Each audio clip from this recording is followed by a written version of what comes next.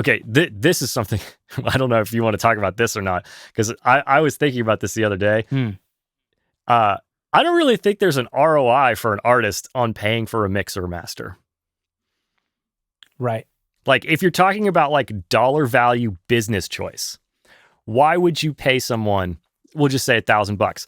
Why would you pay somebody $1,000 to then give you a mix that is not going to make you any more money? It's not going to make you stream more. It's not going to make more people listen to it. It's like almost a vanity. It's like it's a luxury service, right? To a certain extent, you know what I mean? For the first few songs. Yeah, like what?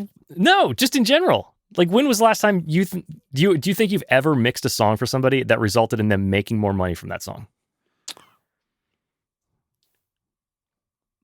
Probably. I mean, I don't know about streaming wise, but like I think it helps their career. Yeah.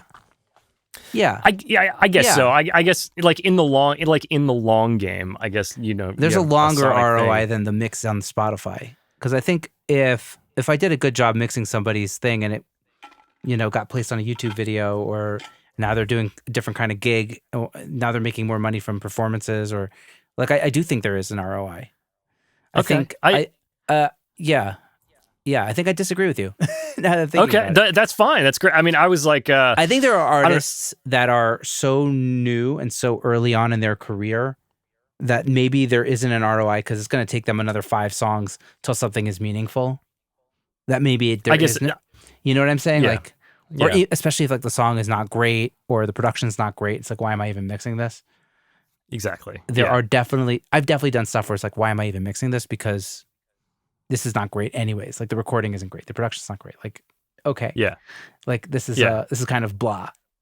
But I think with artists that, even if it's like an early release or it's like not getting a ton of streams, it could still have a big impact if it sounds good,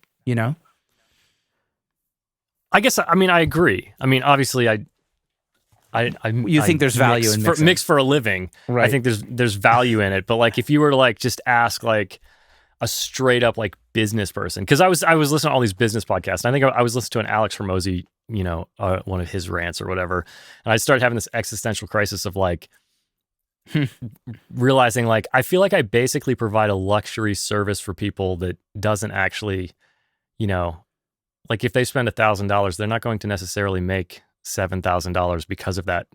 It's not like a direct like correlatable like ROI from a business perspective. But I've been in like such this business headspace that I was like, oh my God, what am I going to do? And I was like texting my buddy. I was like, what do you think about this? And he was like, I feel like that's totally true, but I think you're crazy. And I'm like, I think I'm crazy too, but it's just, it's just where my head was at that day. And I don't know. Yeah. You could go down like a rabbit hole. But you spin out. I think the ROI is long because it's like a longer tail, like than you're thinking about. Because it's like, sure, this artist is not going to make any money off of this thing. It's going to get 800 streams on Spotify, and like half of them are like his uncle and that sponsored it. Same uncle. No, just kidding. Same uncle. But down the road, you never know because a good sounding song can make the difference. Maybe they'll get a sync of that song down the line, or maybe just it earned them a fan that like down the line will buy a ticket to their concert and will tell their friends about it, And that I've been with that's them a great way to look one. at it. I've been with them since day one. That record slapped, even though nobody listened to it. Yeah. Before you became a moderately big, pop singer songwriter or whatever it is. That makes me feel better actually. You've brought some comfort to me because that is a good way. It's a good way to look at it. Look at it like, gaining one fan, and it's the compounding growth of that ultimately. Right, you never know. Your ROI might be your record deal in 10 years. So like, the people that I've gotten to from one connection is like uncanny. Like, I reached out to one person cold. They introduced me to this person. This person introduced me to, like, I've had all kinds of stuff just with this podcast, seeing what like one connection can do. Like, so like, you never know. I guess. Yeah.